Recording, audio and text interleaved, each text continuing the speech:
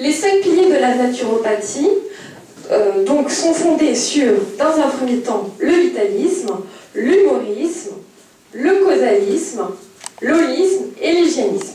Alors, le vitalisme, le principe de vitalisme, c'est l'énergie qui s'incarne dans le corps humain. On le voit bien, ici nous sommes tous dans cette salle et nous avons tous une énergie différente. Pourtant, on a tous un corps, on est tous des êtres vivants avec une énergie plus ou moins différente. Donc c'est cette notion d'énergie, cette force vitale incarnée dans notre corps physique. Donc en deuxième point, donc l'humorisme, donc ça vient du latin humor, donc liquide. Donc on va vraiment voir et étudier par rapport à différentes techniques, donc la qualité de nos liquides, donc comme je disais, le sang, la lymphe, le liquide intracellulaire et le liquide extracellulaire. En troisième point, donc, le causalisme, donc ça c'est vraiment la base de la naturopathie, chercher la cause de la cause du moindre déséquilibre ou symptôme corporel. Ici, justement, on ne cherche pas la base, l'origine du symptôme, et petit à petit, les lésions vont devenir de plus en plus importantes, lésionnelles, et on va passer donc d'une maladie aiguë à une maladie chronique, et donc après, à la fin, une maladie lésionnelle. En quatrième point, l'holisme, parce qu'on ne considère pas le corps en pièces détachées. On va considérer vraiment le corps dans son ensemble. Si j'ai mal, par exemple, au dos, on va se dire, bon, on a une douleur au dos, d'où vient cette douleur? Est-ce qu'elle vient des intestins? Est-ce qu'elle vient d'autre part? Voilà. Et puis en cinquième point, l'hygiénisme, c'est-à-dire connaître les principes, je dirais les lois de la vie, notamment avec l'alimentation, entre autres. Après, donc, par rapport à ces 5 piliers de la naturopathie, on utilise plusieurs techniques. Donc là, je vais parler des techniques qu'on utilise principalement en naturopathie. Donc, à savoir l'alimentation physiologique. Donc, comment nourrir nos cellules. Comment nourrir correctement nos cellules. Et puis, la gestion du stress et des émotions. Et on va comprendre pourquoi c'est très important de pouvoir gérer son stress et des émotions. Et puis, troisième point, l'activité physique, pour pouvoir filtrer et nettoyer l'ensemble de nos liquides à travers les 5 émonctoires, voilà, que sont le foie, les reins, les poumons, les intestins, la peau, et puis pour la femme, l'utérus.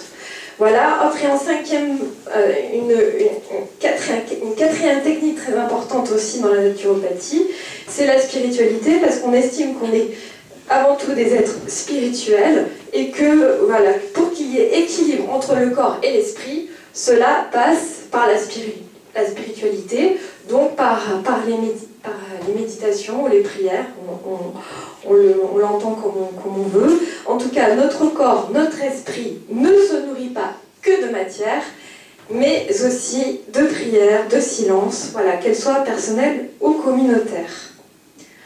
Je vais faire un schéma. Alors c'est vrai que je parle un petit peu vite parce que je veux vous dire plein de choses. Et donc, je vais essayer d'être... voilà, que vous puissiez comprendre pas mal de choses en un temps record. Alors, je vais faire donc, un triangle.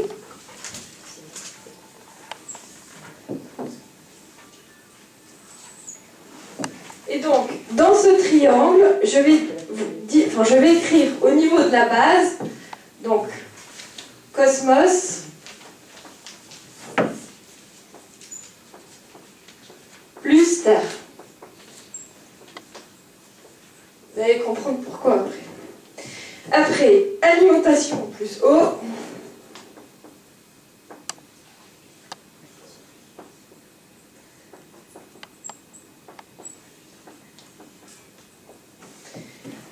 Deuxième point, esprit, pensée.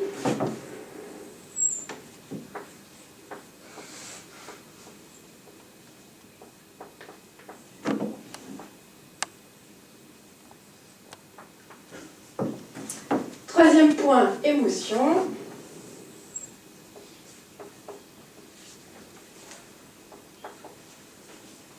Et puis, tout en haut, spiritualité.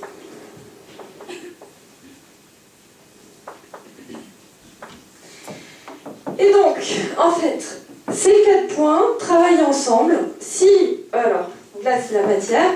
Donc, en fait, à travers ces différents points, on va pouvoir travailler justement entre l'équilibre, au niveau de l'équilibre entre notre corps et notre esprit.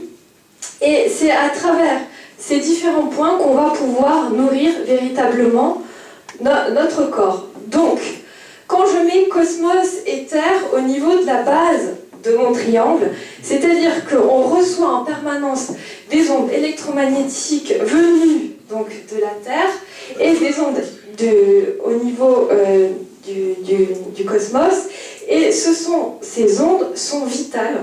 On ne peut pas vivre sans ces ondes. Elles nous sont complètement vitales. Donc ça, c'est vraiment la base. Après, donc notre énergie, on l'a par l'alimentation et par l'eau. Mais si on veut agir par rapport à notre esprit et nos pensées, en agissant sur l'alimentation, on va avoir une interaction par rapport à notre esprit. Et si je veux agir au niveau donc du mental, en agissant sur le mental, je vais agir sur les émotions. Et en fait, tout est en interaction. En travaillant au niveau de ma spiritualité, je vais travailler au niveau de mes émotions. Voilà. Et là, en travaillant sur ces différents points, on gagne en énergie et on travaille à équilibrer cette balance entre le corps et l'esprit.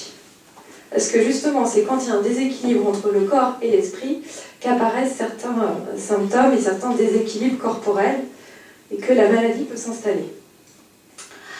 Alors, deuxième point, donc, je vais parler de l'interaction entre notre corps et notre environnement.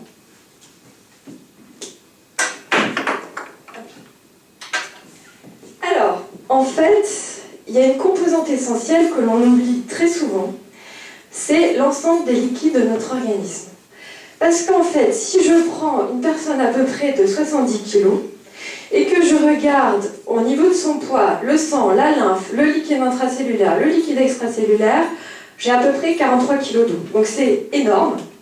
Et nos cellules donc, baignent dans ces molécules d'eau. À l'extérieur des cellules, on a des molécules d'eau.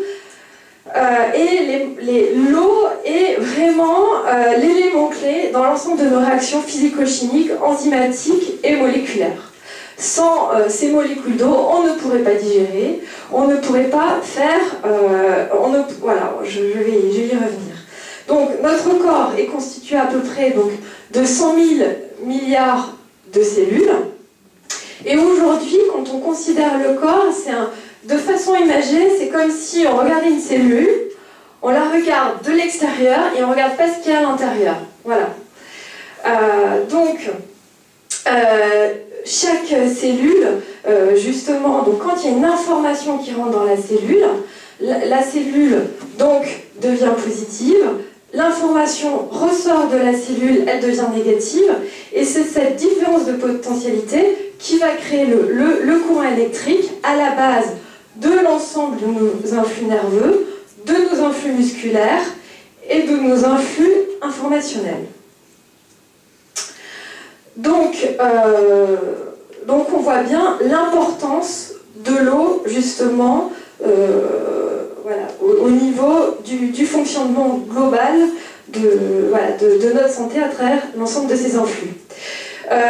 Donc, par rapport à l'eau et la notion d'énergie vitale, comme je l'ai expliqué il y a quelques minutes, donc, comme je disais, quand on a une certaine force vitale, une énergie vitale.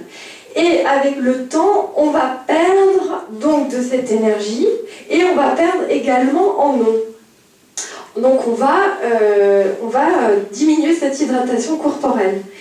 Et pour justement limiter l'hydratation, il va falloir donner un maximum d'énergie, et je vais y revenir comment justement donner cette fameuse énergie à nos cellules pour pouvoir limiter la perte hydrique de notre corps. Donc, par rapport à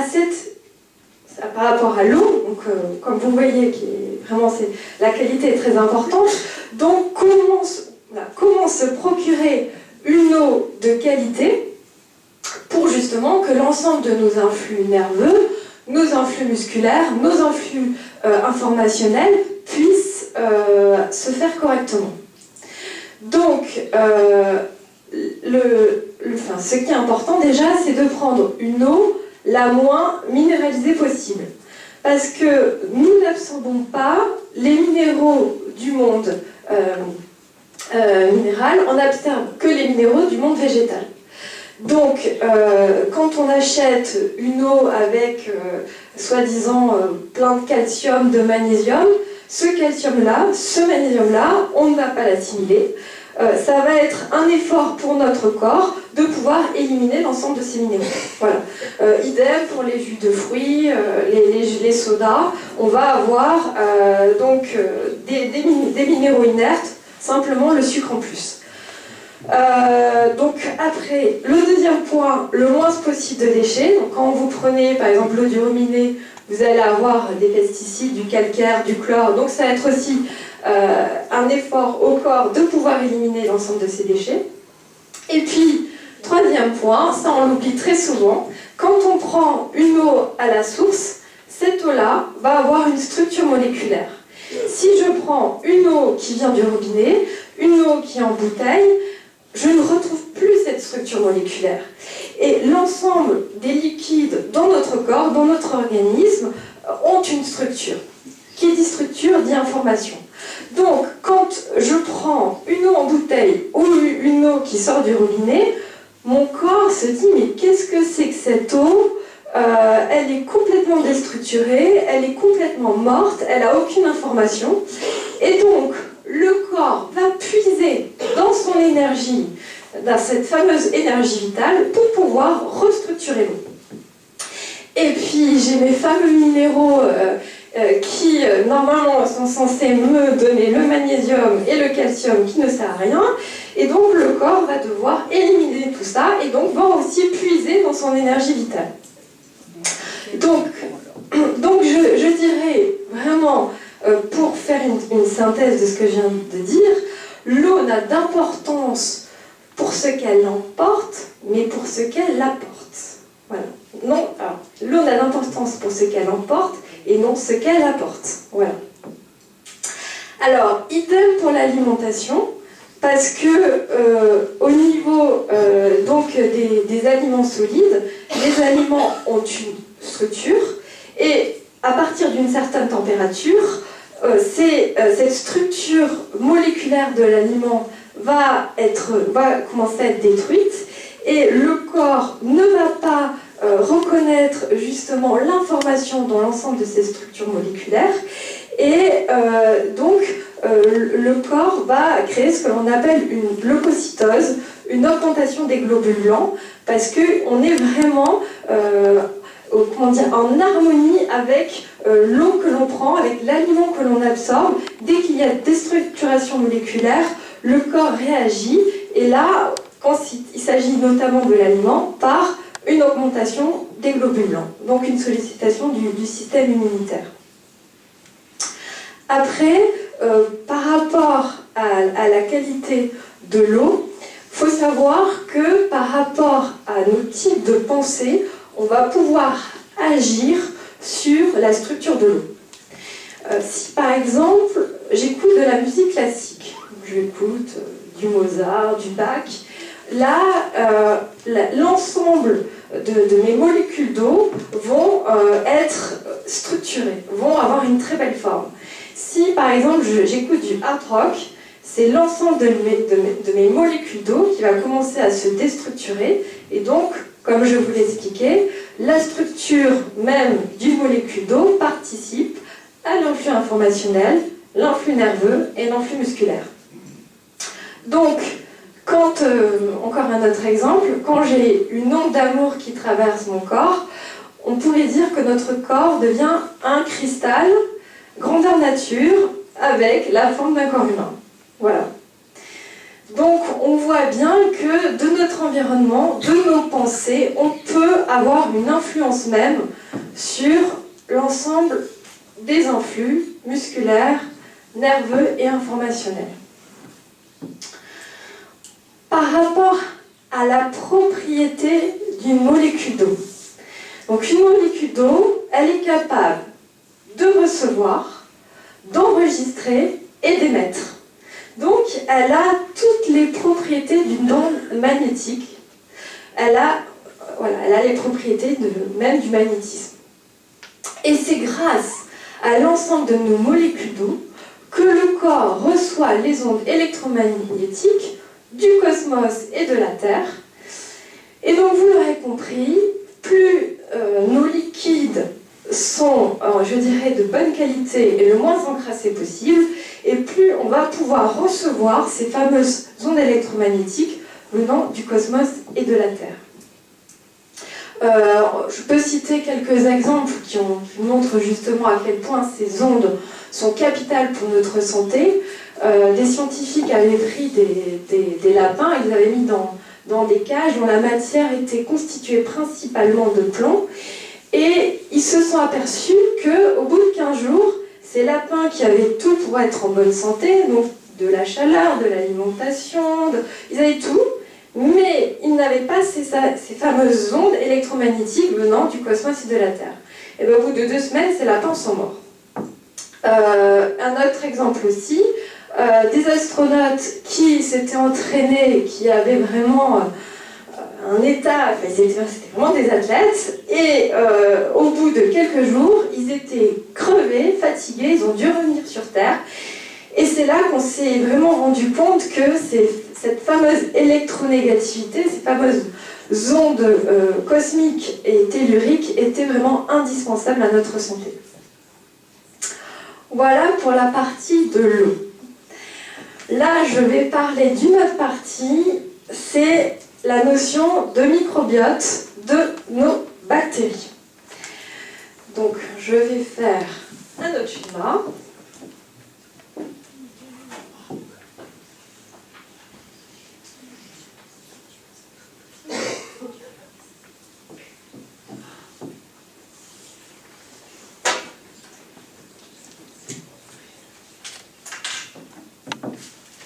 Donc là, j'ai mon système nerveux central.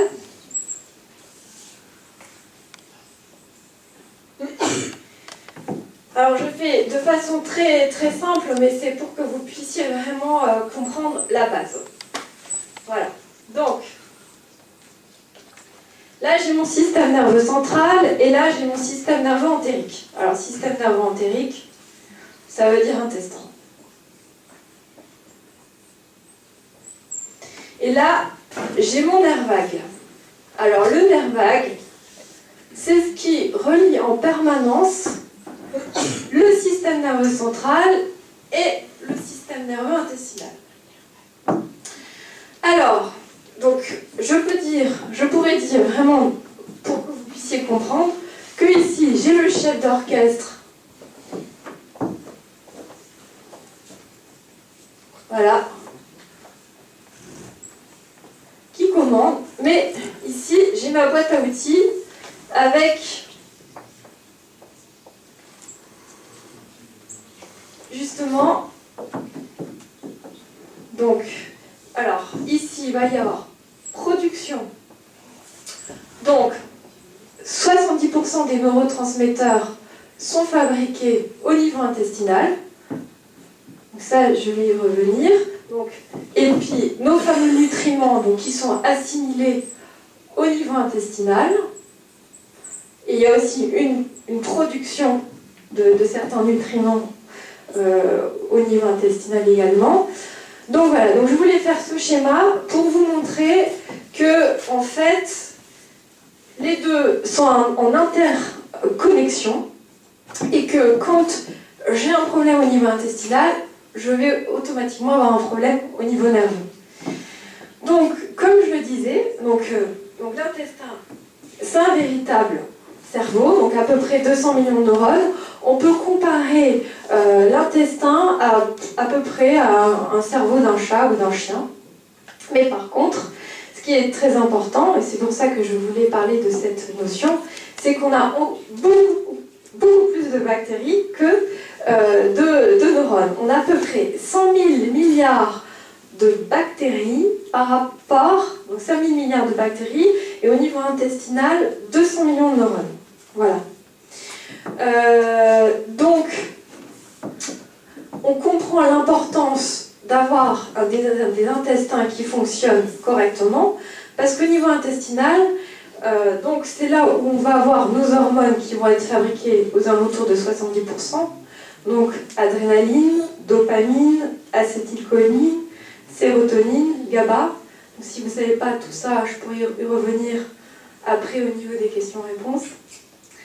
Alors, par rapport aux bactéries, comment arrivent-elles dans un premier temps au niveau de nos intestins? Alors, on a notre premier essaimage de bactéries au moment de l'accouchement, c'est-à-dire la mère transmet sa flore intestinale à son enfant au niveau vaginal, et c'est à partir de la qualité de la flore intestinale de la maman que va être déterminée, je dirais, l'immunité et la qualité de vie de l'enfant à naître. Donc, on sait aujourd'hui que nos bactéries, alors je vais écrire,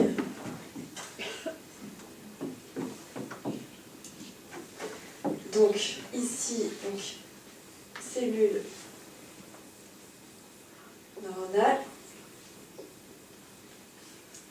et en fait, elles sont donc, en permanence en corrélation avec nos bactéries. Et en fait, je dirais même que ce sont nos bactéries qui influencent nos cellules neuronales entériques et nos cellules neuronales entériques qui influencent notre système nerveux central. Donc, en agissant directement sur nos bactéries, on va agir indirectement sur notre système nerveux central. Et on le voit bien que quand on change le microbiote d'une personne, on peut changer sa personnalité, on peut changer son comportement, sa sociabilité, bref, beaucoup de choses. On peut, par exemple, alors, on fait des tests par rapport à des rats, des souris. Une souris qui a un microbiote d'une autre souris obèse, elle va devenir obèse. Et voilà, donc on peut, à partir d'une mise en place d'un microbiote avec certaines pathologies, acquérir les pathologies liées à ce fameux microbiote. Si je prends un jumeau qui vit à Paris, il est en pleine forme, il est athlète, et son autre jumeau à New York mange des hamburgers tous les jours et des pizzas tous les jours, et bien son autre jumeau va retrouver justement avec des pathologies que celui de Paris n'a pas, du diabète, de l'hypertension, etc., etc. Donc on voit bien l'influence de l'alimentation sur notre santé voilà, et sur l'ensemble de certaines pathologies. Alors, comment privilégier les bonnes bactéries par rapport aux mauvaises bactéries? Alors, je dirais, dans un premier temps, privilégier une alimentation essentiellement, même le plus possible, végétale, parce que les minéraux issus du monde végétal sont riches, vont permettre d'éviter l'acidité. Et puis les végétaux, ce sont les prébiotiques, c'est ceux qui nourrissent nos fameuses bactéries. Prendre le moins possible d'aliments riches en sucre, d'aliments transformés. Alors, quand je parle d'aliments riches en sucre, il faut savoir que le pain blanc, les pizzas, tout ce qui est raffiné, tout ce qui est transformé, au niveau de l'index glycémique, c'est l'équivalent de morceaux de sucre. Donc on ne voit pas les morceaux de sucre, mais c'est exactement la même chose. Donc éviter les excès de protéines animales, surtout viande rouge et charcuterie. Éviter les excès et prises alimentaires trop fréquentes. Et limiter, dans la mesure du possible, la prise d'antibiotiques. Pourquoi? Parce que les antibiotiques vont faire un grand nettoyage. Ça va être le Karcher. Hop, on nettoie tout. Mais après, il va falloir réensemencer pour justement avoir des bonnes bactéries. Et on va avoir certaines bonnes bactéries qui, une fois qu'on aura pris les antibiotiques, malgré justement la prise, allez, je vais dire quelque chose, je ne sais pas si vous connaissez, les légumes lactofermentés, si vous prenez des légumes lactofermentés, pas sûr que vous puissiez retrouver certaines bonnes bactéries que vous aviez avant la prise d'antibiotiques. Donc c'est là le problème, c'est que on supprime certaines souches. Voilà. Donc là, je vais attaquer le troisième point. Donc, le grand changement alimentaire des 50 dernières années. Donc, qu'est-ce qui a changé depuis ces 50 dernières années? Donc, je vais parler de 4 points importants. Donc, du blé modifié génétiquement. Donc, il faut savoir qu'aujourd'hui, on parle du blé, mais en fait, je ne sais pas si on...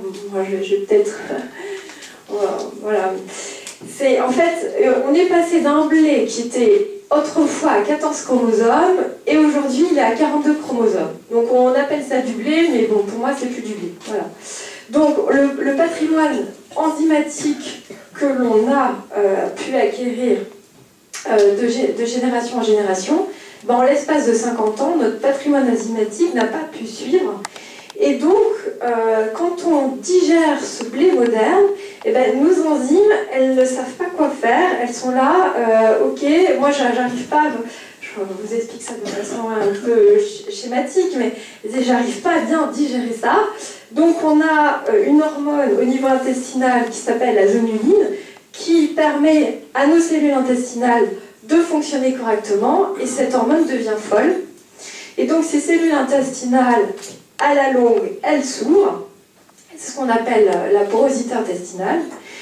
Et donc, une fois qu'on a de la porosité intestinale, alors quand je vous fais ça, cette explication, c'est au bout de plusieurs années, hein, parce que le corps est quand même très bien foutu, donc il ne se met pas à dysfonctionner comme ça. Ça se fait petit à petit.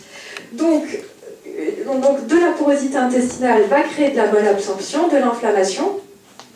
Donc on va avoir ces particules issues du gluten, donc, qui sont en fait des peptides. Ces peptides opioïdes vont se fixer au niveau de notre cerveau parce que, en fait, on a fait le parallèle. Quand on a une porosité au niveau intestinal, on a une porosité au niveau de la barrière hémato-encéphalique. Donc, ces fameux peptides opioïdes vont se retrouver au niveau de notre cerveau et vont se fixer sur les récepteurs, les mêmes récepteurs que la morphine. Donc il va y avoir une accumulation de ces petites protéines, de ces peptides, et à la longue, ces récepteurs qui justement vont fixer ces peptides vont être saturés, et ça va entraîner à la longue, alors sur un très très long terme, voilà, une explication de certaines maladies dégénératives et du système nerveux central.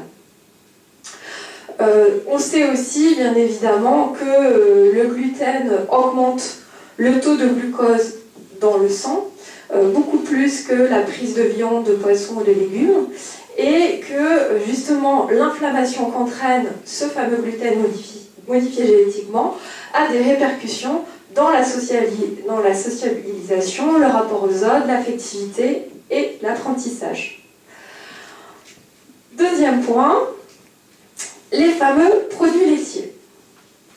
Alors, il faut savoir que quand on interroge la plupart des gens, on leur demande pourquoi prenez-vous les produits laitiers, ils vont vous répondre pour le fameux calcium.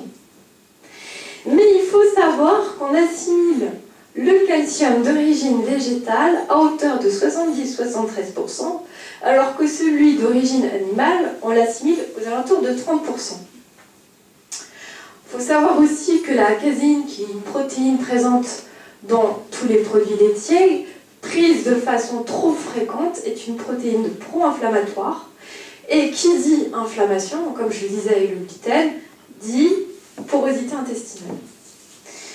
Au-delà de 2 ans, donc l'enzyme qui est indispensable pour digérer le lait disparaît, cette enzyme, donc la lactase, et donc à partir de 2 ans, clairement on ne digère plus le lait. Troisième point, depuis 50 ans, on remarque une explosion, vraiment le mot explosion est léger, des glucides. Alors, quand je dis donc glucides, donc fructose, glucose, saccharose, donc ces fameux glucides sont présents à travers donc, tout ce qui est raffiné, donc le pain et puis les boissons sucrées, les aliments transformés. Et donc cette explosion de ces fameux glucides sollicite en permanence notre pancréas qui doit produire donc, de l'insuline. Et donc à la longue, ça fait ce fameux yo-yo hyperglycémie-hypoglycémie. Je pense que vous avez dû tous avoir autour de vous des personnes qui prennent des cornflakes le matin et qui se retrouvent à 10h30, 11h avec une hypoglycémie et qui se disent « mais je ne comprends pas, j'ai pris mon petit déjeuner et je me retrouve avec un coup de barre ». Voilà, c'est parce que justement, ces aliments sont transformés, on se retrouve avec un pic glycémique très élevé et le foie n'arrive pas à... Voilà, il peut justement ne pas être fonctionnel dans tous les cas et on va passer justement à ce fameux yo-yo d'insuline et donc d'hyperglycémie, hypoglycémie. Donc on sait que l'augmentation des glucides entraîne sur le long terme le rétrécissement des artères, notamment des artères cérébrales. Donc pour justement limiter, de faire ce yo-yo au niveau glycémique, c'est important quand on prend des féculents, toujours de les prendre avec des légumes, de prendre des fibres, donc les fibres sont essentiellement présentes dans les légumes, pour limiter justement cette augmentation glycémique trop importante dans le sang, pour protéger un petit peu notre foie et notre pancréas. Et puis enfin, on a ces derniers temps fait la chasse aux graisses parce que soi-disant c'est pas bon, c'est vraiment le cholestérol, il faut pas trop en prendre parce que c'est pas bon pour la santé, les graisses ça fait grossir, alors qu'en fait c'est primordial pour notre santé, que notre cerveau il est constitué à peu près de 60% de graisse et que autrefois on prenait beaucoup plus de graisse et de bonne graisse que maintenant et on est arrivé à une prise à peu près de 20 fois plus d'oméga 6 que d'oméga 3 au niveau des graisses, donc on en prend moins et le peu qu'on en prend c'est pas ce qui est bon, je dirais, pour notre cerveau. Alors quand je dis bonne graisse, je pense notamment aux oméga 3, donc on peut retrouver dans l'huile de lin, dans l'huile de chanvre, dans les petits poissons gras, donc sardines, maquereaux, harengs, avocats, noix. Donc ces oméga 3 sont vraiment capitales pour justement nous protéger au niveau des maladies dégénératives, pour limiter l'inflammation. Et on sait qu'idéalement, il faudrait avoir un rapport 1 oméga 3 pour 4 oméga 6. Voilà. Donc là, je vais aborder le point, je pense, qui vous intéresse le plus, je pense. C'est de quoi a besoin notre corps. Donc, comme je vous l'avais dit, en naturopathie, on insiste sur l'importance de la qualité de nos liquides. Or, on va donc travailler essentiellement sur le travail, l'apport au niveau énergétique. On voit l'aliment en tant qu'énergie et non pas en tant que protéines, glucides, lipides. Quand on conseille donc à un client ce qu'il doit manger le matin s'il a faim, le midi ou le soir, on va vraiment voir l'aliment au niveau énergétique. On ne va pas voir l'aliment qu'au niveau de la matière, protéines, glucides, lipides. Ça, c'est une vision plus, je dirais, allopathique. Voilà. Donc, je dis ça parce que quand vous mangez, le corps, justement, utilise cette fameuse énergie vitale pour digérer. Et quand vous ne mangez pas, ben forcément, le corps l'utilise pour se nettoyer, pour se régénérer et pour s'hydrater. Voilà. Donc, je vais vous faire deux schémas. Alors, c'est très très caricatural ce que j'ai fait, mais c'est pour que vous puissiez comprendre.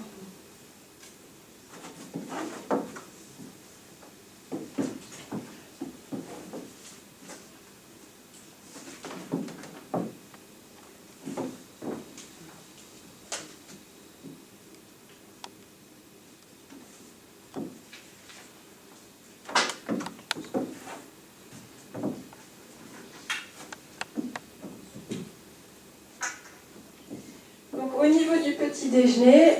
Donc, j'ai fait un petit déjeuner vraiment à la française, je me suis fait plaisir. Alors, 2 tartines de pain blanc,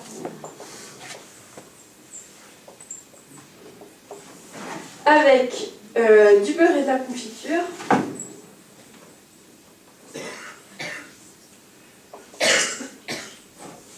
et un café au lait.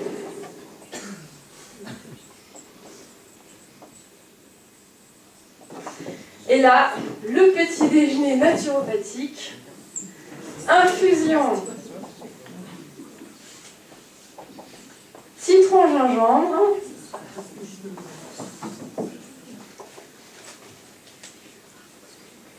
et un smoothie banane orange.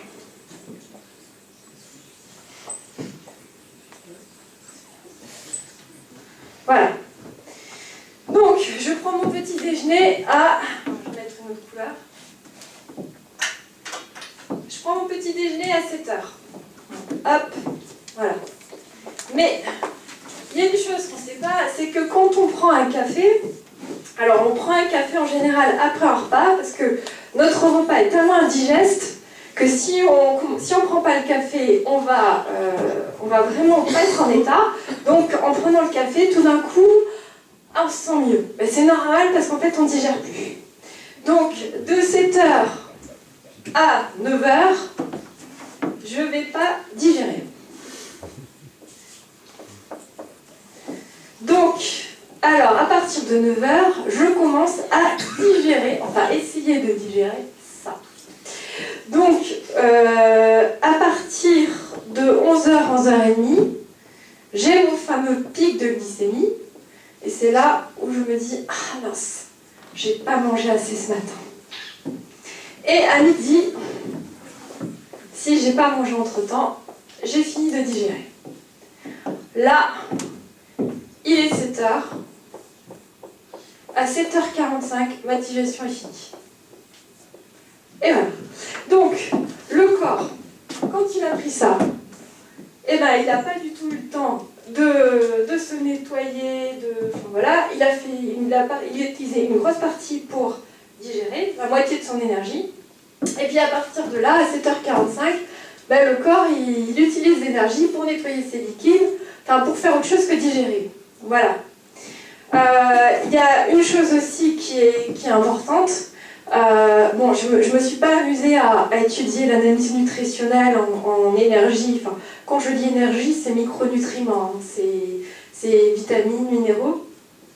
Bon, là, ici, il n'y a rien. Hein. Peut-être, si le beurre est au lait cru, peut-être un petit peu de vitamine A. Là, par contre, alors, voilà, donc j'ai au niveau des micronutriments, j'ai rien. Mais c'est surtout que là, on est sur aucun aliment cru. Donc c'est ce que je disais tout à l'heure, on est sur des aliments, voilà, on est sur 2 tartines de pain cuites. Donc du coup, en fait, on va avoir ce qu'on appelle cette fameuse leucocytose, une augmentation des globules blancs, une stimulation du système immunitaire. Voilà. C'est pour ça qu'à la longue, à force de solliciter toujours son système immunitaire, notre système immunitaire, petit à petit, il bug. Voilà. Alors ça, par rapport à là, donc on est sur aucun aliment cuit, donc transformé. Et en plus de ça, je vais avoir des vitamines par rapport à la banane et à l'orange. Alors j'ai regardé juste au niveau des vitamines dans une banane. Alors certes, il n'y en a pas énormément, mais bon, si on en prend un petit peu tous les jours, ça fait notre quota de vitamines. Donc, dans une banane, on va retrouver de la vitamine A, B, B1, B2, B3, B5, B6, B9, C, E, du calcium, du cuivre, du fer, de l'iode, du magnésium, du phosphore, du potassium et du zinc. Donc c'est pas mal. Voilà, donc ça c'est pour le petit déjeuner. Voilà.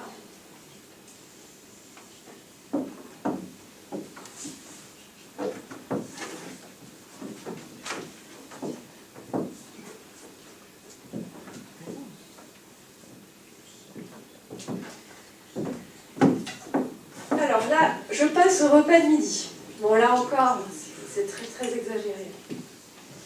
Bon alors, je suis sur steak pâte.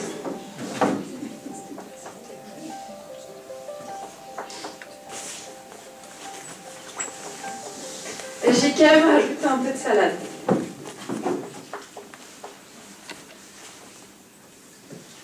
Et un yaourt.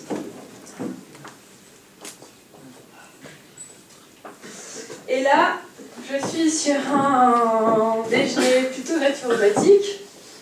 Crudité. Poisson mariné, donc ça peut être un poisson gras de préférence. Donc poisson mariné au citron.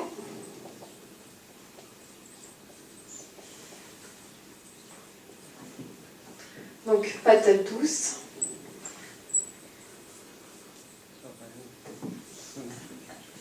Graines germées.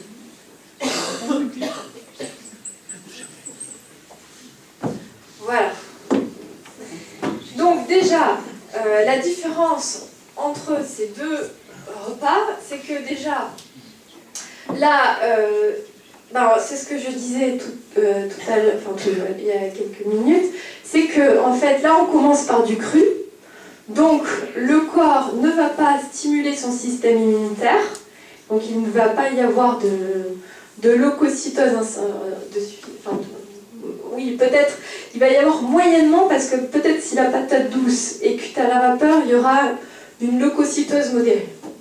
Et là, on est sur la salade, c'est 3 feuilles de salade en général, donc on va être aussi sur une augmentation des globules blancs après la prise alimentaire. Donc là, j'ai calculé donc, par rapport au temps de digestion.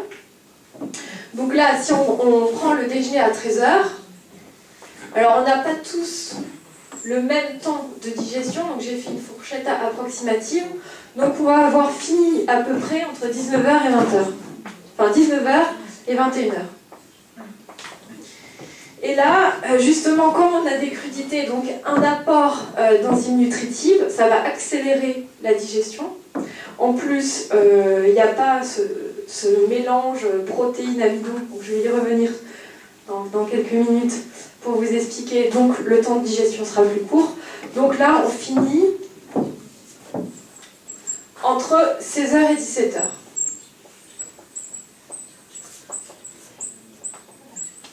Voilà.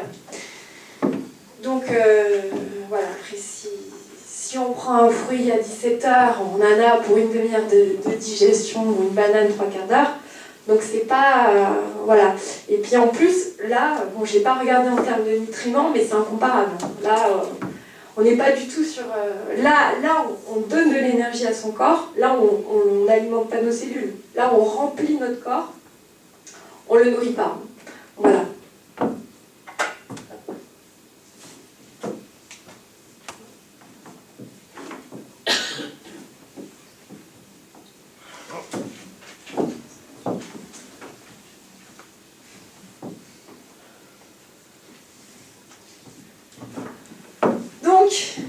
Je finis par le repas du soir. Toujours, je me suis fait plaisir. Donc là, je suis sur une pizza aux légumes et au fromage. Il y a peut-être du jambon.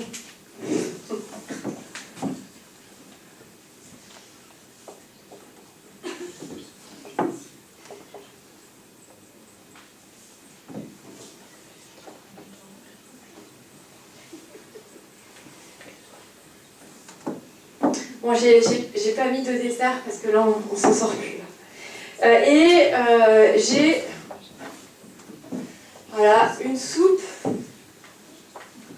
de légumes crue chaude. Voilà. Et j'ai spaghetti de courgettes à la noix de cajou.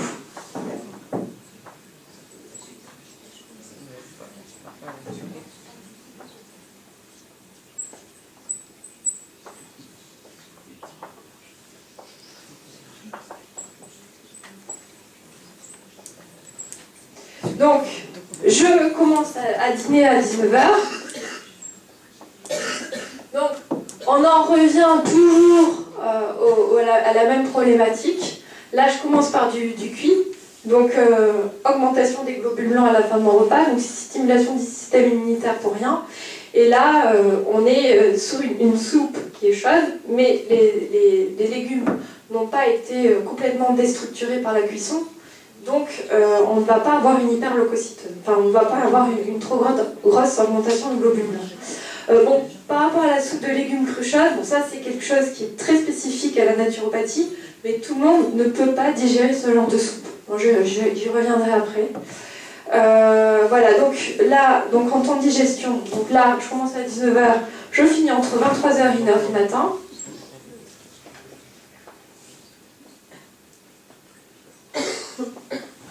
Et là, j'ai commencé à 19h, je finis à 21h.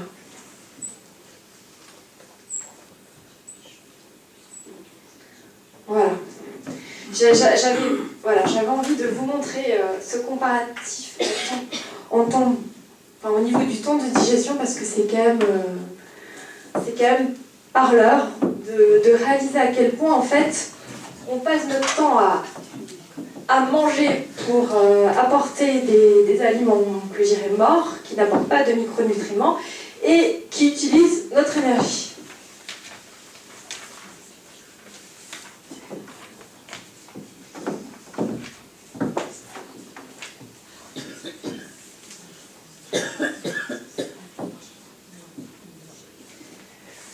Donc, du coup, je vais faire un tableau avec une alimentation vraiment, je dirais, idéale. Mais cette alimentation idéale, je dirais, elle peut se mettre en place l'été, il n'y a pas de problème, si on a des intestins en bon état, parce que je dirais la mission du naturopathe, c'est de faire en sorte que les intestins puissent petit à petit être en bon état. Parce qu'aujourd'hui, tout le monde ne peut pas digérer correctement des fruits et des légumes à l'état brut. Voilà. Donc je fais mon fameux triangle.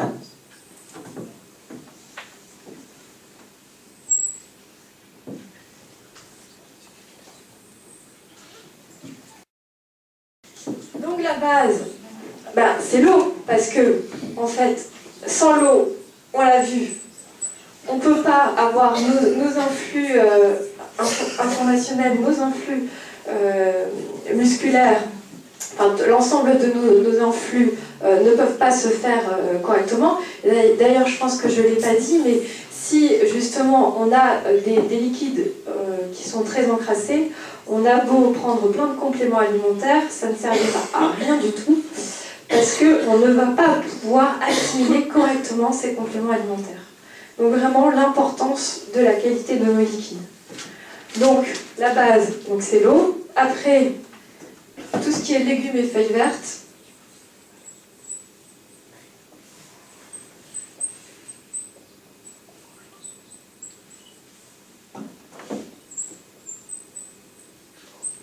Alors pourquoi? Parce que dans le noyau de la chlorophylle, on va retrouver du magnésium, et dans le noyau de notre globule rouge, on va retrouver du fer. Et c'est vrai qu'en fait, nos cellules ont un besoin très très important en magnésium, et on est tous plus ou moins carencés dans notre société en magnésium.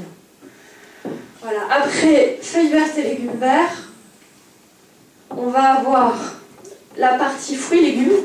Alors, fruits-légumes, en fait, je dirais fruits 20% à peu près, parce que c'est, en fait, les légumes sont les constructeurs de notre corps, et les fruits sont le carburant de notre corps.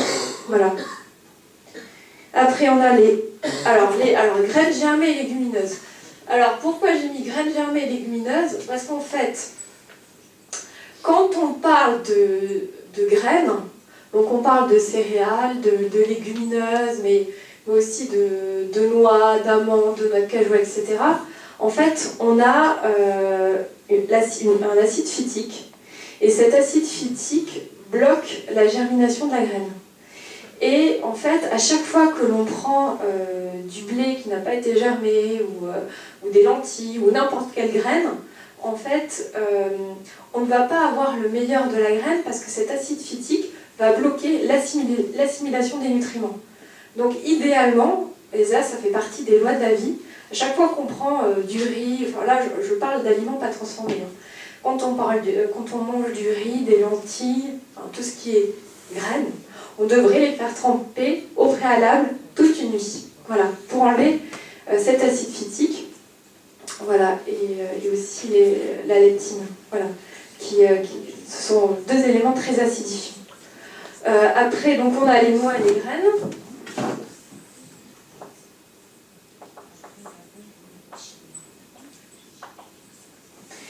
Et après, on a voilà, herbes, jus de légumes. Voilà, après, le jus de légumes, ça, il n'y a pas de limite. Hein. Enfin, il n'y a pas de limite, oui, il y a une limite.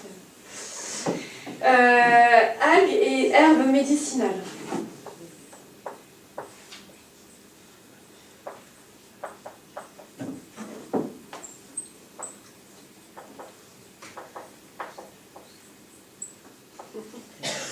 Et puis à côté, alors je vais à côté, donc je vais faire un autre cercle. Et là je vais mettre, hop, donc je vais mettre féculents. Ah, j'ai pas voulu mettre un sens interdit. Hein. Enfin là, ça fait. Bon, alors protéines. Je ne dis pas que c'est interdit, hein. C'est juste que je vais expliquer au niveau des associations alimentaires. En fait, quand je parle de féculents, ce sont des graines qui n'ont pas été trempées. Parce qu'en fait, entre guillemets, les lois de la vie feraient que, idéalement, on devrait tout faire tremper. Donc, quand c'est pas trempé, l'amidon reste dans les graines et en naturopathie, on dit que tous les féculents sont comme de la colle pour nos intestins. Voilà. Donc, quand on prend des protéines animales, c'est bien de les prendre avec une grande partie de légumes pour limiter, parce qu'en fait, quand on prend trop de féculents, ça va créer en fait cette colle, ce qu'on appelle la fermentation. Mais pas que les féculents, hein. Quand on prend trop de fruits, trop de sucre, ça crée aussi de la fermentation. Et protéines animales, alors il y a une échelle en fait par rapport au degré d'encrassement de nos fameux liquides. Hein. Quand il y a un excès, ou voilà, on a ce qu'on appelle la putréfaction. Donc par rapport aux protéines animales, on a une échelle du moins encrassant au plus encrassant. Donc le moins encrassant, je dirais, c'est tout ce qui est noix, amandes. Ouais, bon, ça c'est pas animal. Je dirais œufs. Œufs. Après, donc poisson. Viande blanche.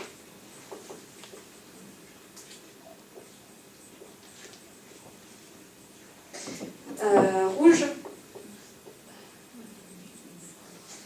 Bon, j'ai plus la place. Bon. Et charcuterie. Bon là c'est du mieux au moins bien. Voilà. Donc vous l'aurez compris, c'est vrai que le mieux c'est de consommer œufs, poissons et viande blanche. Voilà. Donc je sais pas, j'ai pas regardé l'heure qu'il est. 4h moins le quart. 4h moins le quart. Le père Jean-François. C'est bon? Au niveau du timing? Je peux continuer? Bon, parce qu'il m'avait dit que j'avais droit qu'1 heure, donc du coup je me suis pressée. Hein, alors bon, je sais pas, je pense qu'on va passer à la pause et comme ça on aura plus de temps aux questions-réponses. Voilà. Donc pour finir, je voulais juste finir cette conférence et vous dire en fait que vraiment nous sommes ce que nous mangeons, nous sommes ce que nous pensons et nous sommes ce que nous buvons. Voilà, comme conclusion de cette conférence. Voilà.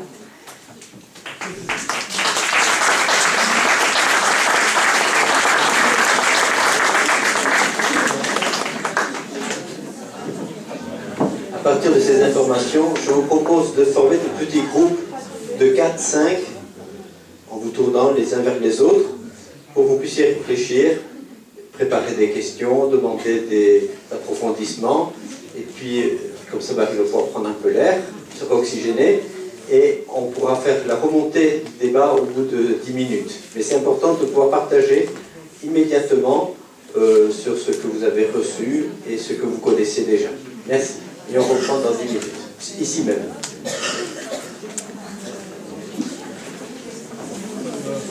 Par rapport à ce que tu as dit sur l'eau, Oui.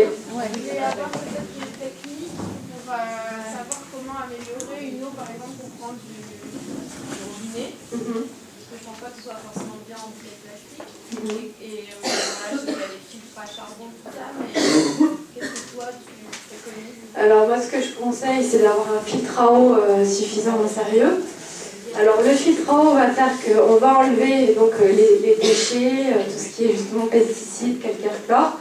Mais après, une fois qu'on a une eau entre guillemets propre, c'est une eau qui n'a aucune structure. Donc il va falloir lui redonner une information. Alors il y a deux techniques. C'est soit le vortex, le vortex, donc le mouvement de l'eau fait qu'en fait, voilà, ça lui redonne une structure, ça lui redonne une information.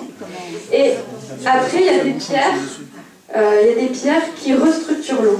Voilà. On met dans la bouteille, par exemple, en verre. Alors, ce sont des.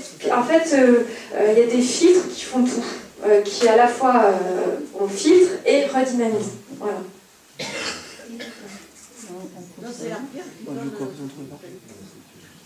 Le filtre ou la pierre? Non, les deux.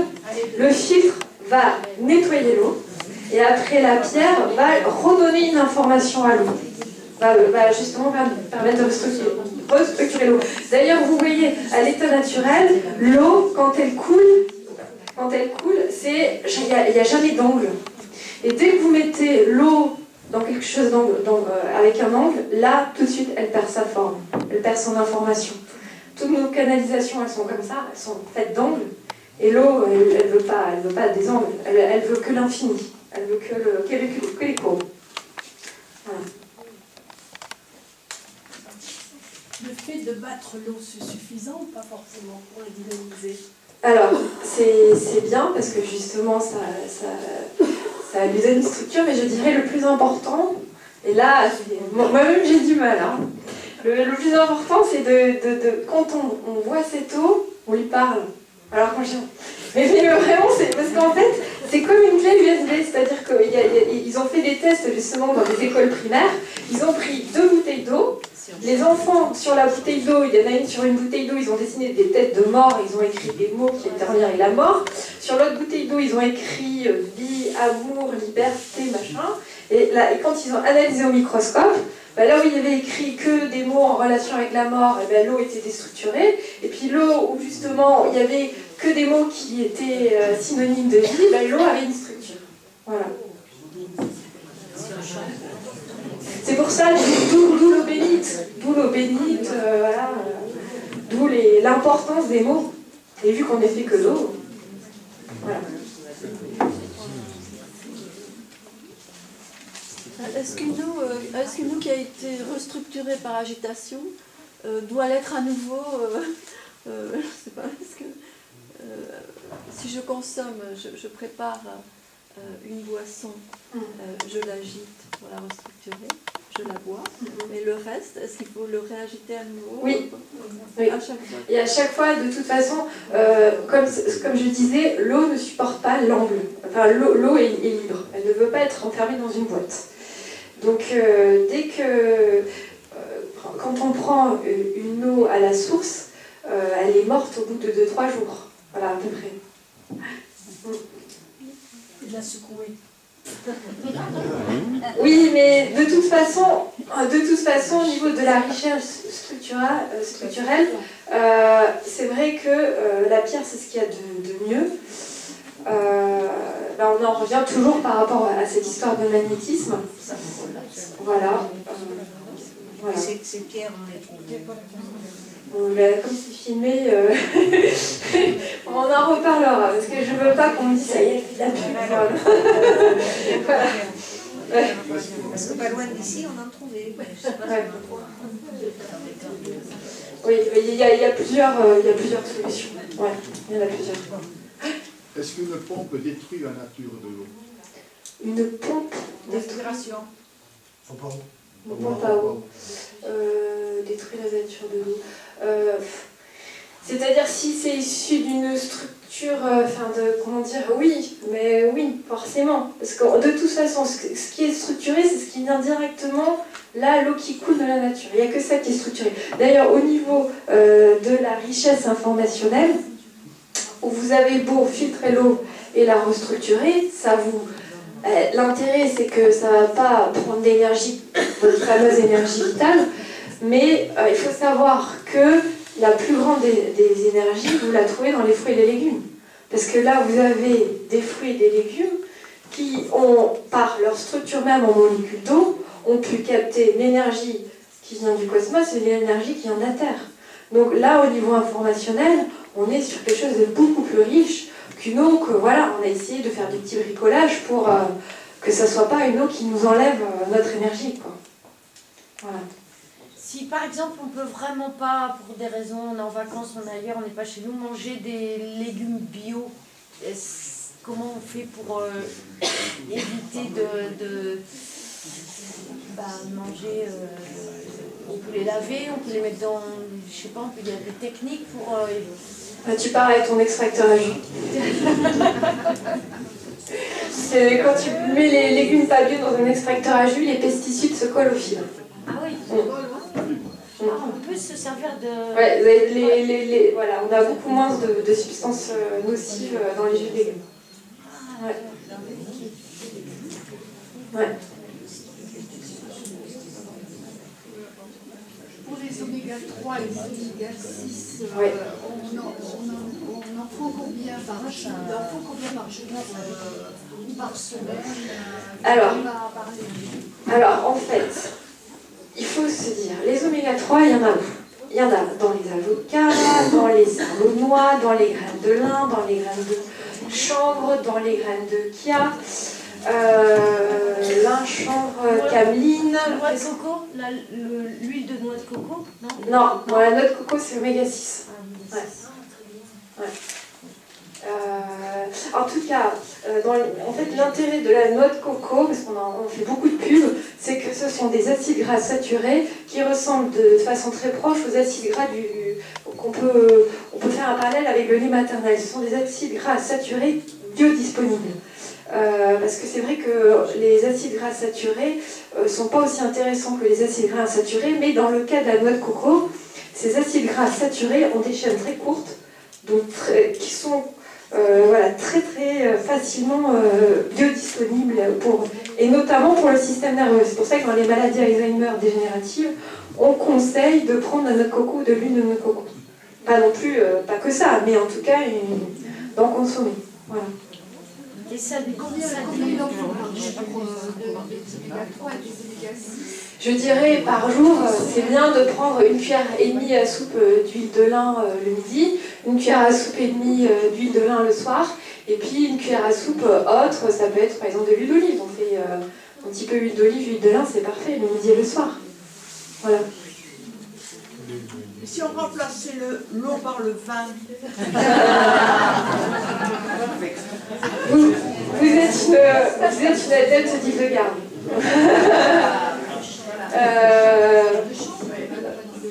Moi, en fait, voilà, le vin, c'est pas trop ma partie. Hein, mais,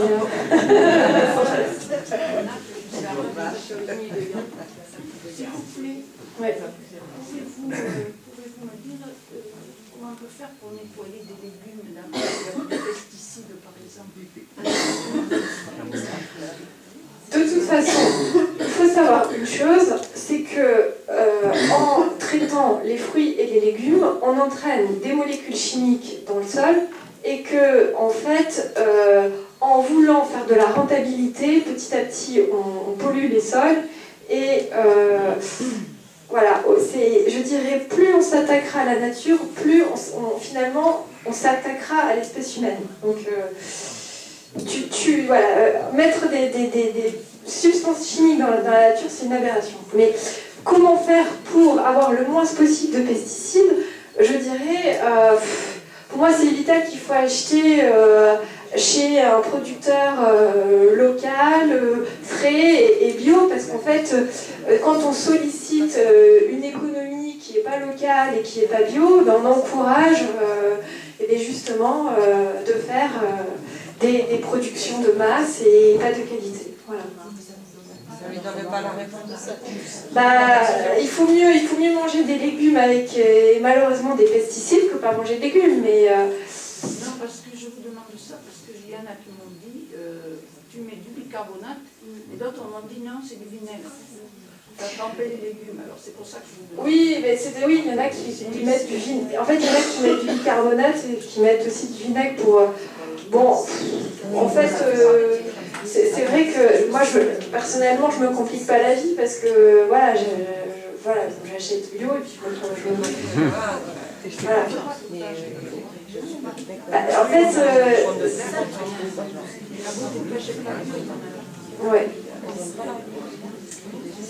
C'est-à-dire que ça dépend voilà. Si on peut soutenir l'économie de qualité, ben c'est tant mieux. Et si on ne peut pas, comment enlever les pesticides? Non, j'ai pas de solution.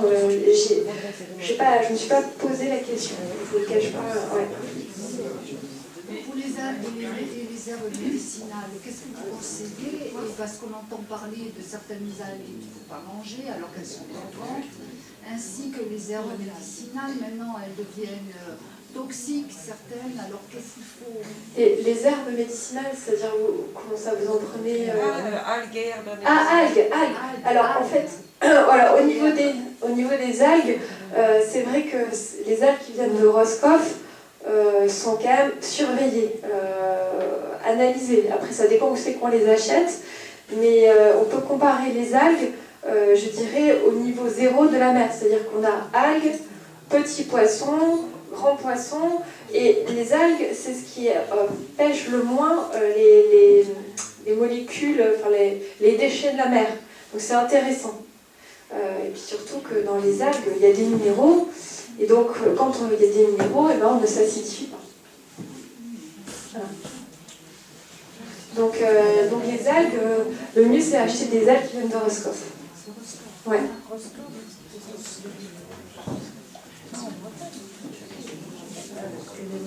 Les herbes médicinales, qu'est-ce que vous entendez par herbes médicinales? Les tisanes Oui, herbes médicinales,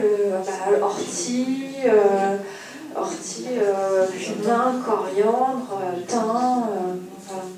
On entend parler énormément du curcuma. Ah oui, j'entends ça. Alors le curcuma, c'est un anti-inflammatoire par excellence. La seule contre-indication, c'est pour les personnes qui n'ont pas de vésicule biliaire. Qui n'ont pas de...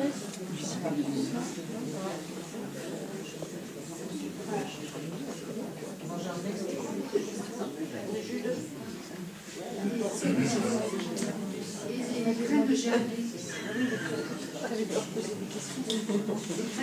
Des graines de germe, oui. Où est-ce qu'on peut trouver facilement? Alors, les produits bio, d'accord, mais quels sont les meilleurs? Qu'est-ce qu'elles font? Alors les graines germées, effectivement quand on les achète toutes faites, ça revient très cher. Le mieux c'est de le faire chez soi. Voilà. Tout peut se faire germer, mais là encore tout le monde ne peut pas prendre des graines germées. Ça dépend de l'état de ses intestins. J'insiste bien là-dessus. Donc quand on a des intestins en mauvais état, on fait tremper les graines pour enlever l'acide phytique. Voilà, c'est pour avoir cette biodisponibilité des nutriments. Et puis après, on les fait cuire, mais je dirais le moins longtemps possible, avec une cuisson, je dirais, la moins pire. Donc la cuisson vapeur est intéressante pour les personnes qui ont des inflammations intestinales. Oui, mais il faut que ce soit une cuisson lente, la cuisson à vapeur. On entend ça, c'est pas ça. Oui, c'est-à-dire qu'à partir de 60 degrés, la vitamine C commence à être détruite. À partir de 70 degrés, non, 60 degrés, donc les minéraux commencent à être détruits. À partir de 80 degrés, c'est les vitamines. Et à 110 degrés, vous avez plus de la vitamine A, D, E, K, vous n'avez plus rien. À 120 degrés, vous avez un aliment mort. Plus rien. Plus rien. Il n'y a plus rien. Ben là, vous avez des fibres. Donc, si c'est très très cuit, les bactéries vont utiliser un petit peu les fibres comme ça va être des prébiotiques et avec le contact des bactéries, ça va devenir des probiotiques. Mais à part les fibres, non, vous n'allez pas du tout nourrir vos cellules. C'est pour ça que quand il y a de plus en plus de gens qui vont dans des centres de jeûne et randonnée, et puis quand on dit à une personne, ah, j'ai jeûné pendant une semaine, et puis la personne dit, oh, t'as jeûné pendant une semaine? Oh, mais dis non, incroyable, quel courage tu as. Et puis en fait, finalement, les gens ne se rendent pas compte qu'ils ne se nourrissent pas, ils se remplissent. Donc ils passent leur temps à digérer, et puis en fait, finalement, quand ils enlèvent tous les aliments qui sont justement, qui leur rapportent rien, eh ben, c'est plus facile de jeûner que de se remplir finalement. Bon, après, quand on est très très encrassé entre guillemets, il faut y aller petit à petit. C'est là aussi mon travail, d'amener vers le jeûne, parce que tout le monde ne peut pas aussi jeûner comme ça du jour au lendemain quand on est très encrassé. Voilà. On peut jeûner avec un aliment? Oui, ça s'appelle des monodiètes. Oui. Voilà. Ouais. Et les smoothies, qu'est-ce que vous entendez par smoothies? Ce sont des fruits que vous pressez dans un appareil spécial ou un blender, c'est suffisant? C'est-à-dire que, voilà, on utilise en général deux types de blender. Un petit blender pour un smoothie, c'est très bien. Et puis après, si on veut faire des quantités plus importantes, un blender. Voilà. Ouais. Est-ce que vous pensez que c'est possible de faire cette alimentation, par exemple, 5 jours dans la semaine, et le week-end, on mange viande, un petit peu de fromage, du carottes, Eh bien, essayez. Parce que ça, là, c'est presque pas possible. Alors, en fait, ce dont je... Voilà, oui, c'est très bien les questions-réponses. Alors, comme je disais, protéines animales, donc on peut très bien, au lieu de prendre, je dirais, tous les jours ou tous les 2 jours de la viande rouge, voilà, on peut très bien prendre plus régulièrement des œufs ou du poisson.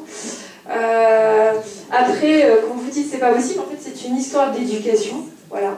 Parce que moi je me suis mise à l'alimentation vivante depuis 2 ans et je me rends compte que petit à petit, en fait, c'est le corps qui réclame et en fait, plus on est encrassé et plus on va être attiré vers les aliments qui nous encrassent. Voilà. Comment peut-on connaître la liste des fruits et légumes qui sont acides, justement, qui sont à éviter, parce qu'il y en a? Alors, en fait, les légumes, à partir du moment où il y a des minéraux, ils ne sont pas acidifiants. Mais il faut se dire une chose, c'est qu'on se prend la tête aujourd'hui en train de se dire « Ah, il ne faut pas prendre ça parce que... Ah non, mais ça, c'est acidifiant. » En fait, ce qui est le plus acidifiant, c'est les pensées négatives, c'est le stress, c'est de ne pas s'écouter, c'est de ne pas être dans un environnement propice. Ça, c'est bien plus acidifiant que faire une fixette sur l'alimentation. Voilà. Après, moi, je dis, il ne faut pas se focaliser et se dire, ah là là, je vais prendre ça parce que ça, c'est pas acidifiant. Non, en fait, à partir du moment où on est sur une alimentation la moins transformée possible, ce problème ne se pose plus. Ce problème se pose quand on est sur une alimentation qui est morte et transformée. Que pensez-vous du soja, du lait de soja, des yaourts au soja et tout ça? Alors il y a plusieurs points de vue qui sont différents. Alors mon point de vue, c'est qu'on a tous un patrimoine enzymatique et que justement, en fait, de notre patrimoine enzymatique, on peut digérer tel ou tel aliment. Et on voit bien que les Japonais, ils ont un patrimoine enzymatique spécifique au soja. Voilà. Donc, voilà, moi, à partir de ce moment-là, il y en a qui disent oui, c'est intéressant pour les femmes ménopausées. Il y en a qui disent non, c'est des bêtises. Voilà, Moi, je pars du principe que voilà, on a mis le soja parce que il y a une chasse aux produits laitiers à l'heure actuelle, parce que les gens se rendent compte que finalement, ça pose beaucoup de problèmes. Et donc, on a remplacé ça par les produits sans lactose et le soja. Bon, ça ne règle pas l'histoire. Voilà. Enfin, le mieux, c'est de passer sur du végétal si on veut vraiment avoir du calcium de qualité et l'assimiler. Oui, mais ce que je veux dire par là, c'est du végétal dont on a le patrimoine enzymatique, c'est-à-dire que nos ancêtres ont eu l'habitude de manger des noix, des amandes, c'est un aliment qu'on a ici. Enfin, je veux dire, c'est comme la noix de coco, c'est délicieux, mais bon, la logique voudrait que ça reste pour les gens qui habitent, qui ont de la noix de coco à leur disposition. Voilà. Par exemple, qu'est-ce que vous pensez de ce qu'on appelait avant le kéfir? Alors le kéfir et le kombucha, c'est très bien parce que justement c'est intéressant en termes de probiotiques. La seule chose, c'est que pour certaines personnes qui ont une énergie vitale faible, ça peut être acidifiant. Voilà. Je voulais savoir, est-ce que tu as des pensées négatives lorsque tu es invité à dîner?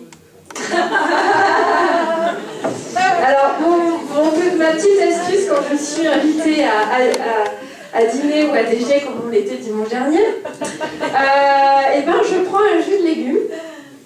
Et comme ça, je vais avoir un apport d'enzymes et ça va me permettre de mieux digérer. Et est-ce que vous connaissez le pianto? Oui, mais en fait, je connais, c'est très bien. Mais il y a beaucoup de choses à faire sans passer par là. Voilà, c'est très bien. On peut faire beaucoup de choses. Et voilà.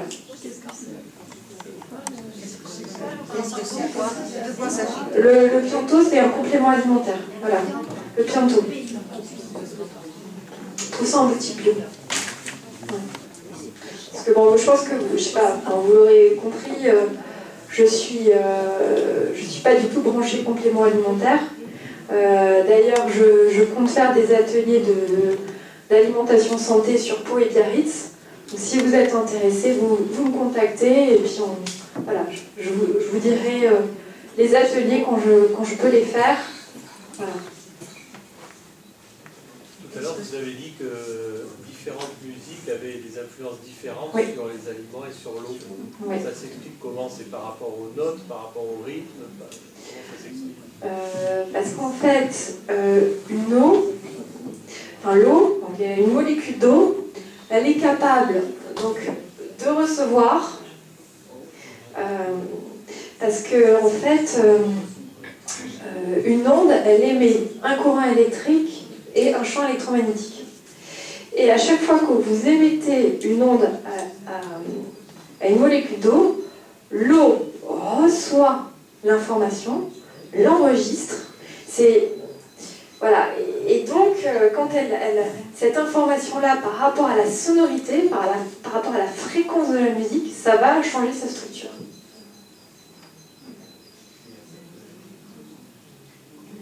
Voilà. Puis vous imaginez, nous sommes que des molécules d'eau.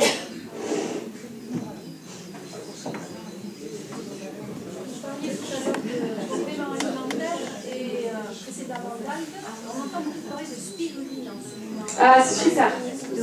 C'est super. Spiruline, c'est génial. C'est génial. Bon, alors après, si vous la prenez en complément alimentaire, c'est pas bon du tout et ça, c'est pas terrible. Moi, je la prends comme aliment. Voilà. Bon, après, il faut savoir comment la cuisiner. Voilà.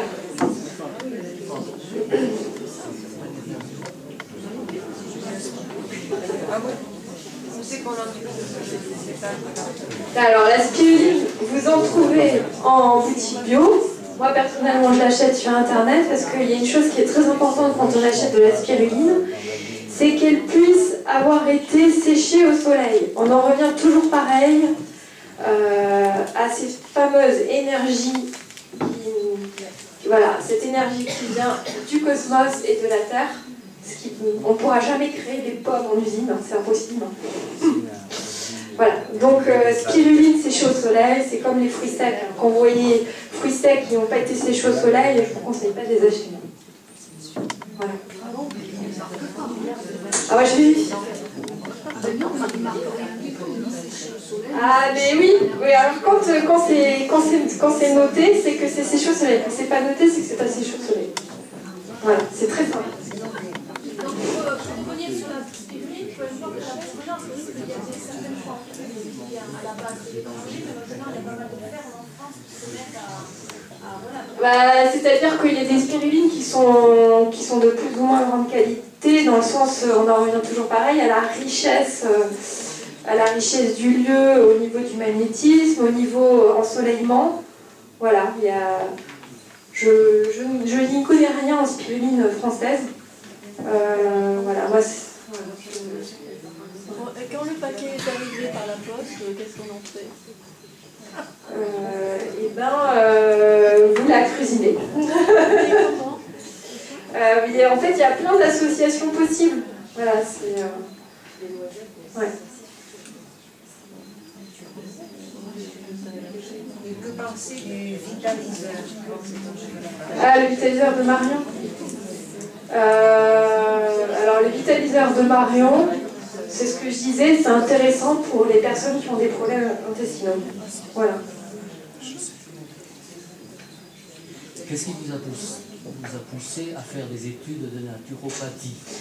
Alors, en fait, en 2010, j'ai eu une maladie auto-immune. Donc j'étais en béquille, je ne pouvais plus marcher et le médecin m'a dit, écoutez, j'ai jamais vu vraiment une radio pareille. C'est pour votre âge. Il m'a regardé, il m'a dit bon courage. Je me suis dit, ça y est, ma vie est foutue. Et j'ai eu la chance d'avoir une amie qui m'a dit, écoute, j'y connais rien, mais j'ai lu dans un bouquin les travaux du docteur Jean Seignalé, et apparemment, quand tu supprimes le gluten et les produits laitiers, pour ta maladie, il peut y avoir des améliorations.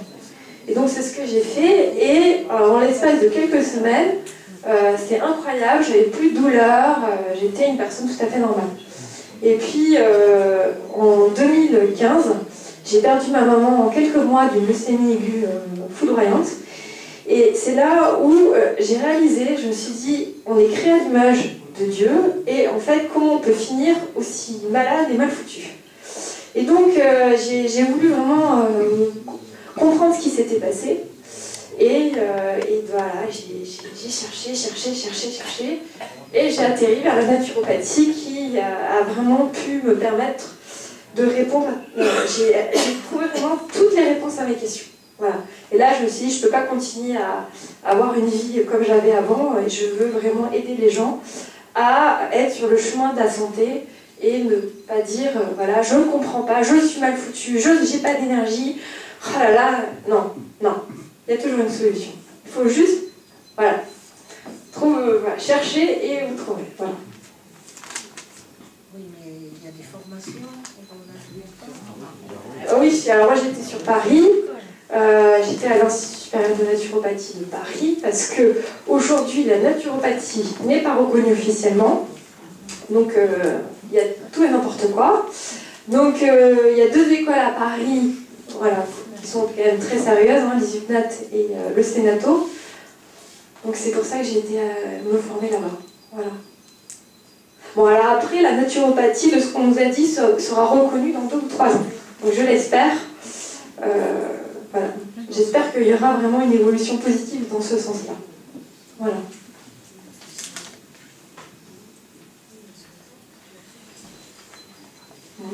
S'il n'y a plus de questions. Qu'est-ce que vous pensez de l'alimentation lactofermentée? Ah, c'est excellent. Excellent.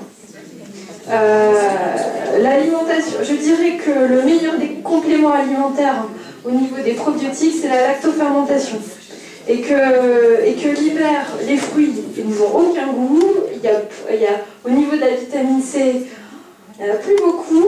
Et quand on prend des légumes lactofermentés, c'est là où vraiment on fait le cocktail de vitamine C, de probiotiques, on rend semence, ça flore, c'est génial. C'est le top. C'est quoi? C'est quoi? Alors en fait, on prend des légumes, pour faire ça avec des fruits, des noix, et on mélange ça avec de l'eau salée, à peu près 15 grammes de sel par litre d'eau, et on fait vraiment ce que l'on veut, et ça permet en fait d'avoir des légumes toute l'année. Voilà.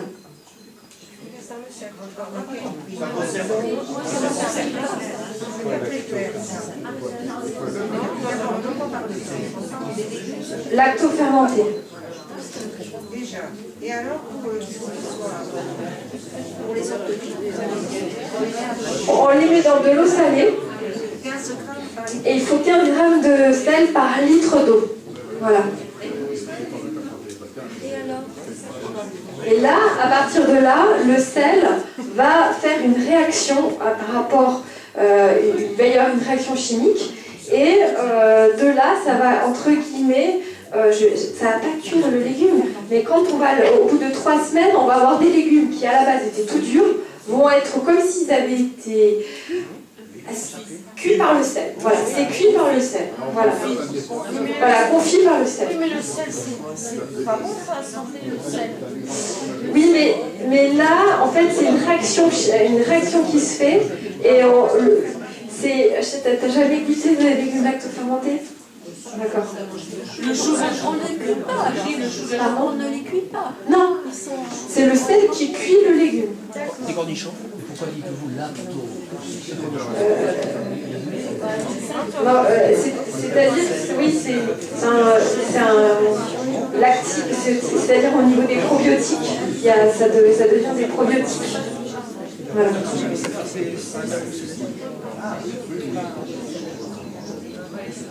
Combien de temps faut les laisser? 3 semaines. Et ça se garde 1 an à peu près. Ouais. À l'extérieur de l'eau. Non. En fait, il y a quand même beaucoup de vidéos sur Internet qui expliquent la lactofermentation. Alors en fait, quand on met justement le sel dans l'eau, il faut laisser un petit peu d'air entre l'eau salée et les légumes qui trempent dans l'eau salée. Et la réaction va faire que, au bout de 3 semaines, on va retrouver dans notre bocal des légumes cuits au sel. Quoi. Voilà. Tout. Absolument. Il faut fermer, mais pas à fond, parce qu'il va y avoir des gaz qui vont partir, parce qu'il y a une réaction qui se fait. Voilà. Les enfermer dans des bocaux, 50 sous. Mettre dans le bocal, mais ne pas mettre le caoutchouc. Non. C'est pas assez. C'est-à-dire qu'il faut que ça soit fermé, mais s'il y a un peu d'air qui passe, c'est pas grave, parce qu'il y a du gaz qui va partir au contraire. Quand on ferme. C'est ça, oui. S'il n'y a pas d'étanchéité, vraiment. C'est pas grave. Voilà. C'est pas grave. Non, c'est pas grave. Et tu peux faire les fruits avec? Oui. Dans un coup, je viens les conserves en briques, quand on grand-mère faisait des conserves de légumes, elle mettait le goût dans la conserve. Oui. Ensuite, elle mettait un galet dessus. Et ça trempe, et comme ça, il n'y a pas besoin de mettre un caoutchouc, et c'est la même chose. Oui. Oui. Vous savez, ces fameux pots en grès,